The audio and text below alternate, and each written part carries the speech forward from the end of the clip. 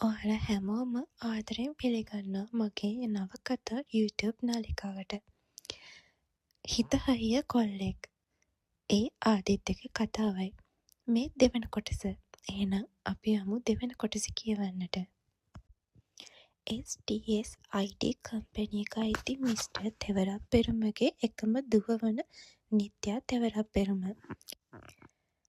ඇය තමයි අද ඔහු සම්මුඛ පරීක්ෂණයෙන් තෝරාගත්ත අනාගත බොස්. තාත්තගෙන් පස්සේ කම්පැනි එක බාරගන්න හිටපු එකම කෙල්ල වුණේ නිත්යා. මොකද පියාගේ දෙවන කසාදයෙන් පසු ඔවුන්ට දරුවන් නොසිටීම නිසා. නිත්යට සියලුම වගකීම් බාර ගැනීමට සිදු වුණා. නමුත් ඇයට තවමත් ආයතනයේ සමහර අඩුපාඩුකම් හදාගන්නට නොහැකි වීම නිසා ඇය එයට හොඳ දක්ෂයෙක් වගේම විශ්වාසනීය පුද්ගලයෙක්ව සෙව්වා. ආදිත්‍යගේ උනන්දුවත් උත්සාහයත් නිසාවෙන් ඇය ඔහුට මෙම අවස්ථාව ලබා දෙනවා. ඔහු තවමත් කැම්පස් යන වයසක කොල්ලෙක් වූ නිසාවෙන් ඇයට සිතුණා මේ චාන්ස් එක ඔහුට ඉදිරි අනාගතයට හයියක් වෙයි කියලා. මොනවද මැඩම් කල්පනා කරන්නේ? කම්මුලට අතකුත් තියාගෙන ආදිත්‍යගේ CV එක දිහා නිත්‍ය බලාගෙන හිටියා. අර ආපු බෝයි තාම ඉගෙන ගන්න වයසේ කෙනෙක්. එතකොට මිස් අපි හොයපු ජොබ් පොසිෂන් එකට ඒ බෝයි ගැලපෙනවද? ඔව්. ඒකමයි මං එයාව තෝරගත්තේ. මොකද එයා උත්සාහවන්ත කොල්ලෙක් කියලා මට තේරුණා. අනේ මන්දා. අනිත් ආපු සේරම වගේ ජොබ් කරපු අය. මැඩම්ගේ කැමැත්තක් ඉතින්. සෙවුමි හෙට මේ CV එකේ නම්බර් එකට කෝල් එකක් දීලා විස්තර කියන්න. නිත්‍ය ඇයගේ ඇසිස්ටන්ට්ගේ අතට පේපර් එක දී බෑග් එකත් අරන් එතනින් යන්න පිටත් වුණා. ඒ ගමන මෙයාට මක් වුණාද? සෙවුම වුණත් කුතුහලයෙන් හිටියේ. බස් එකෙන් බැහැලා ටික දුරක් ඇවිදන් ඇවිත් වම් අත පැත්තේ ගුරු පාර පල්ලෙහාට ගාටගෙන එද්දි අම්මා එළියේ රෙදි වගයක් වනවන හිටියා. පුතේ අම්මේ මොකද උනේ ගිය වැඩේ හරිද? කෝල් එකක් දෙන්නම් කිව්වා. ඒත් කිව්වේ මං හිතන්නේ ඕක මට ලැබෙයි කියලා.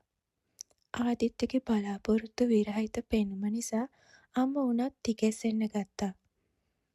ඇයි අහපු ඒවට හරියට උත්තර දුන්නේ නැද්ද? උත්තර දෙන්න හරියට ප්‍රශ්න අහන්න එපැයි. උන හැම දෙයක් වගේම අම්මට අකුරක් නෑර ආදිත්‍ය පැහැදිලි කරන්න ගත්තේ එක හුස්මට.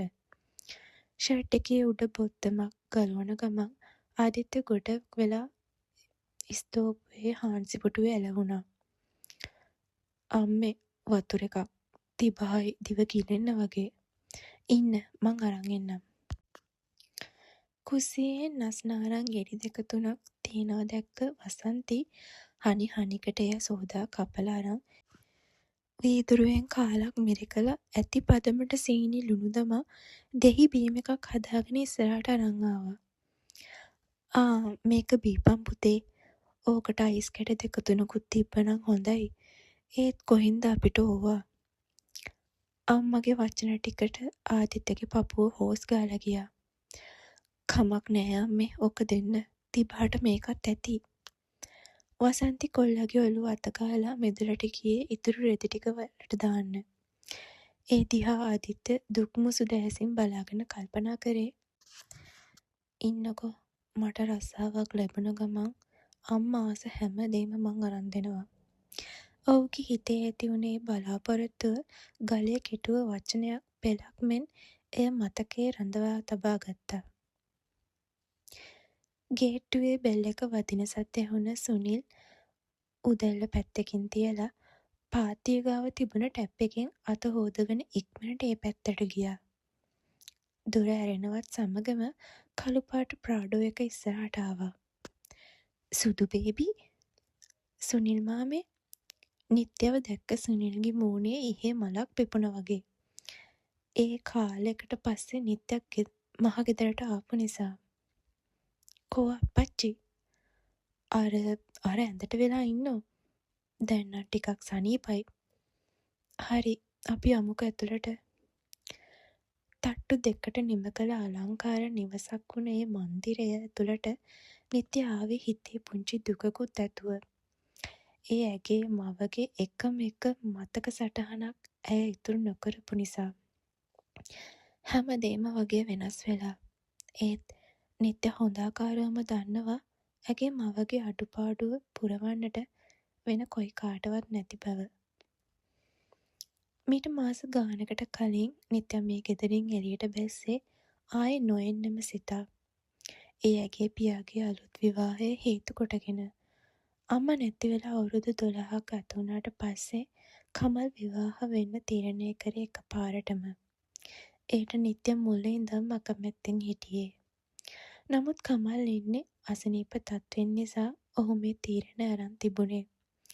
ඔහු ළඟින්ම ඇසුරු කළ මිතුරෙක් මාර්ගයෙන් මෙම යෝජනාව ගෙන තිබූ නිසා ඔහු ඇය සමග කතාබස් කරමින් දෙදෙනා මුලින් දැන හඳුනගෙන අවුරුදු 1මාරකට පසු මෙම විවාහය කිසිවෙකුටත් නොකිය කර තිබුණා. ඇය නමින් භූමිකා මල්කාන්ති. කමල්ට වඩා අවුරුදු 13ක පරතරයක් ඔවුන් දෙදෙනා අතර තිබුණා. නමුත් ඇය ගුණ යහපත් කාන්තාවක් වුණා. කමලුත් භූමිකත් විවාහ වෙලා ගෙදරට ආපු පළවෙනි දවසේ ඔවුන් නිත්යට මේ බව හිමීට පැහැදිලි කරන්න උත්සාහ කරත් ඇය එයට තදින්ම විරුද්ධ වුණා. ඒ හේතුව නිසාමයි ඇය එදා ගෙදරින් යන්නම ගියේ. ඒ වෙනකොටත් කමල්ගේ අසනීප තත්ත්වය ගැන නිත්යට අඟවා තිබුණේ නෑ. ඒ බව දැනන් හිටියේ ඔහු ගෙදර වැඩ කරපු සුනිලුත් පමණයි. එය රහසක් ලෙසම තබා ගන්න සුනිල් කටයුතු කෙරුවේ කමල්ගේ දැඩි ඉල්ලීම මත. නමුත් දවසක් කමල් හිටි හැටියේම ඇදගෙන වැටෙනවා. එදා තමයි භූමිකා මේ හැම දේම දැනගන්නේ. ඒ කමල්ට ලියුකේමියා රෝගය වැළඳී ඇති බව. අප්පච්චි දුව නිත්‍ය කමල්ගේ කාමරයේ දොර අරගෙන ආවේ කඳුළු කැට අස්සේ හංගගෙන. ඒත් ඒ කඳුළු වල දුක බර වැඩි කමටම එකින් එක හැලෙන්න ගත්තේ ගහක් ගලක් වගේ හිටපු තම පියා අද ලෙඩ ඇඳේ හොඳටම හීන්දෑරි වී ඉන්නවා දැක්කම. ඔයාලා කතා කරන්න මං තේ ටිකක් හදන් එන්නම්. ඔහුගේ ඇඳ අසල හිටපු භූමිකා ආසනයෙන් නැගිට එතනින් යන්න ගියේ ඔවුන්ට මදක් තනි වෙන්නට ඉඩ හැරලා. ඒ එක්කම ඇගේ අතකින් අල්ලපු නිත්‍ය තෑන්ක්ස්. අපි පස්සේ කතා කරමු. මේ වෙලාවේ අප්පච්චි ගාව ඔයා ඉන්නම එකයි වැදගත්.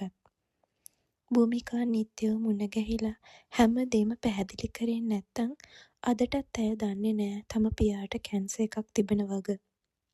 කඩා වැටුණු බිස්නස් එක ගොඩදාගන්න ඉන්න එකම කෙනා නිත්‍ය නිසාමයි භූමිකා ඇයට ගෙදර එන්න කියා බැගෑපත් උනේ. මගේ සුදුදුව ඔයා එහෙනම් ආවා. ඇයි අප්පච්චි මට මේ දේවල් හැංගුවේ? නිත්‍ය කමල්ව බදාගෙන අඬා වැළපෙන්න ගත්තා. පියාගේ සුසුමක් ඇගේ කෙස් අග පාවෙන ගමන් ඔහු නිත්‍යගේ ඔළුව අත ගෑවේ ඇස් වලින් කඳුලක් වැටෙන ගමන්. දුවේ දැන් ඔයාගේ අම්මා ගාවට යන්න කාලේ හරි.